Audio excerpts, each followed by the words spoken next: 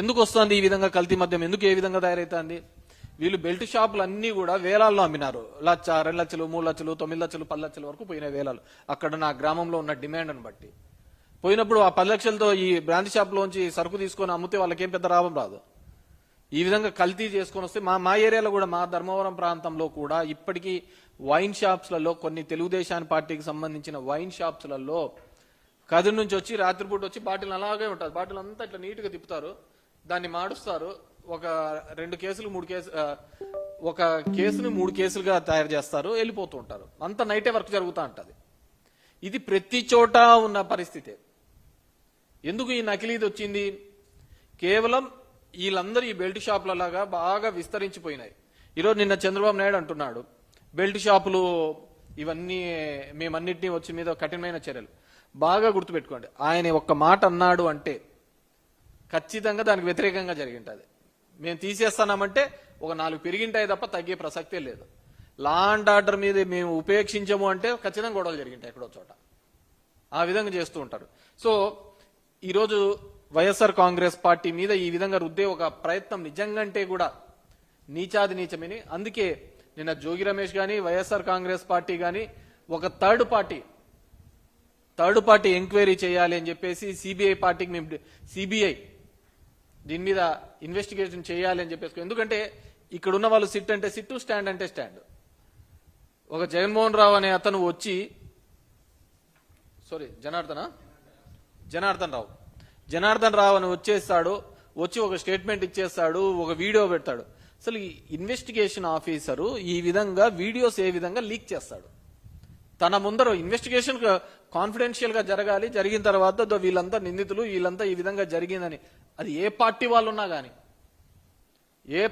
వాళ్ళు ఉన్నా కానీ ఒక ఇన్వెస్టిగేషన్ అంటే ఆ విధంగా జరగాలి. వీళ్ళు కల్పిట్స్, వీళ్ళు దొంగలు, వీళ్ళు దొరికారు, వీళ్ళు ఈ పద్ధతిలో చేశారని చూపించాలి. కానీ దాన్ని పొలిటికలైజ్ గా చేయడం, అది పొలిటికల్ గా ఇబ్బంది కలిగించాలి అవతల పార్టీని అనే ప్రయత్నం చేయడం నిజంగంటే మీరు దీనికి ఏదన్నా కానీ ఒక లాజికల్ కంక్లూజన్ గా ఎక్కడ దొరికారు అని మూలాలు కనిపెడితే ఇక్కడికి ఆగుతుంది.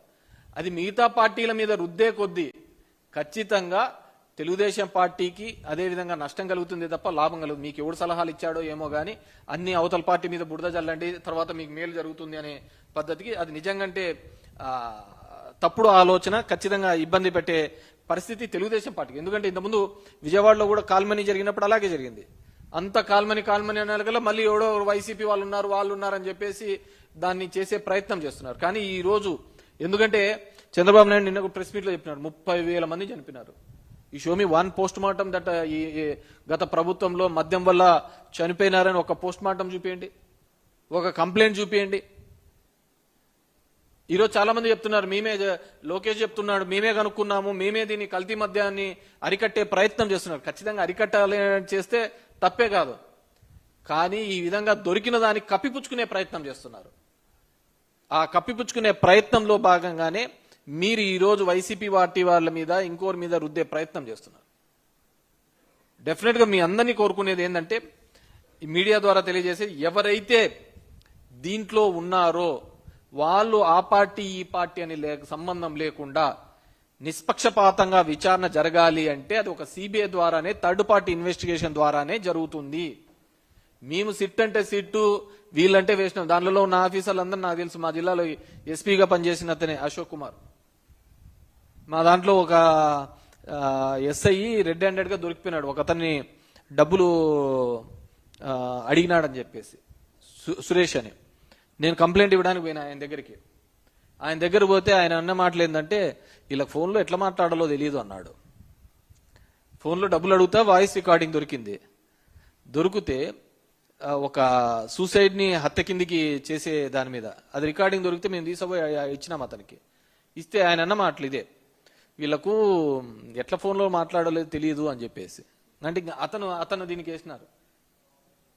సో అప్పుడు అది కూడా అప్పుడు టీడీపీ టైంలోనే ఆయన మాకు ఎస్పీగా ఉన్నాడు. నేను నో డౌట్ ఖచ్చితంగా దీని మీద ప్రెజర్స్ ఉంటాయి. ఎందుకంటే ఇది జనం యొక్క ప్రాణాలతో చెలగాటమాడుతున్నారు, జనం యొక్క ప్రాణాలతో చెలగాటమాడుతున్నారు. కాబట్టి ఐ రిక్వెస్ట్ దిస్ గవర్నమెంట్ ఖచ్చితంగా సిబిఐ ఎంక్వైరీ చేయాలి. ఎందుకంటే దీంట్లో ఎక్కడే గాని మీ ఇన్వెస్టిగేషన్ లో గాని మీరు మీ పేపర్లలో వచ్చే కథనాలు గాని కథలు గాని ఏవే గాని లింక్ కావటం లేదు, ఎక్కడో ఒకటి మిస్ అయితా పోతున్నాయన్నమాట. సో ఇవంతా లింక్ కావాలి, ఖచ్చితంగా ఈ కల్ప్రిట్స్ బయటపడాలి. మీకు నిజంగా చిత్తశుద్ధి ఉందంటే, నిజంగా చిత్తశుద్ధి ఉంది మీ పార్టీకి, తెలుగుదేశం పార్టీకి, కూటమికి చిత్తశుద్ధి ఉందంటే ఖచ్చితంగా దీంట్లో కల్ప్రిట్స్ ఎవరో బయటపడాలి. పవన్ కళ్యాణ్ ఎక్కడ పోయినా నాకు అర్థం కావటం లేదు. మద్యపాన ప్రియులకు ద్రోహం చేస్తున్నావు జగన్ అని చెప్పినటువంటి పవన్ కళ్యాణ్ ఏమైందో నాకు అర్థం కావటం లే.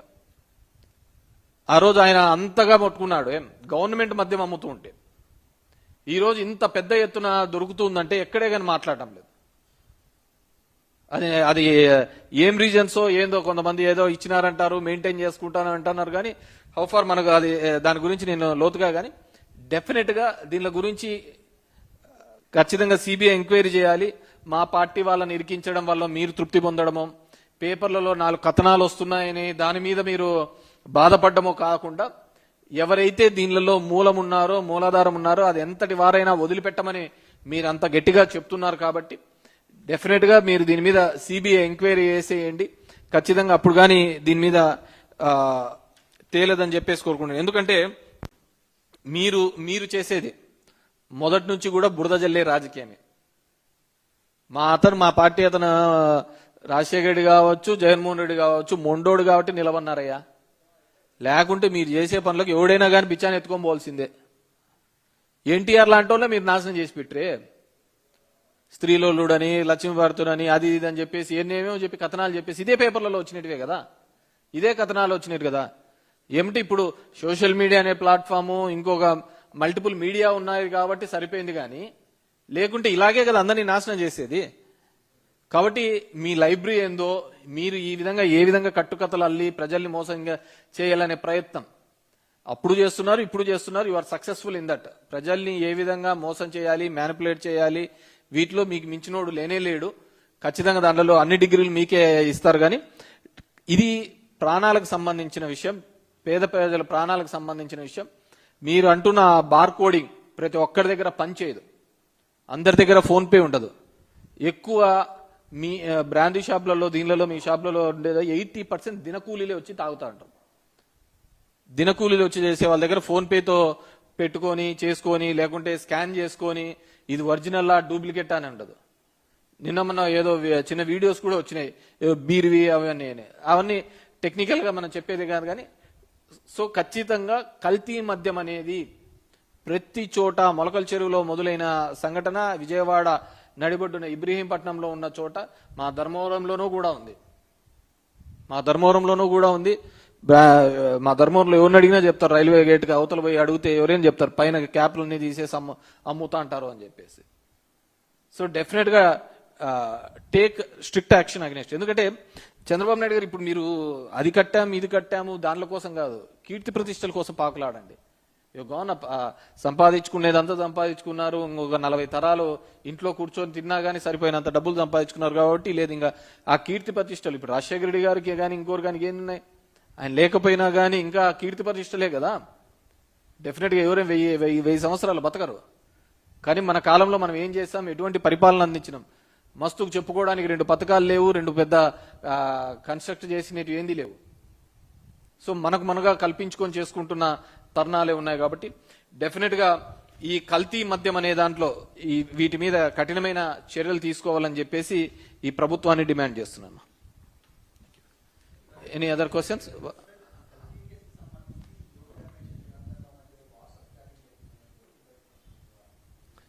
అవును, ఎవరో అంటున్నారు. నేనేమంటే ఇది ఏ పార్టీకి సంబంధించిన విషయం కాదు, పేద ప్రజలకు సంబంధించిన విషయము.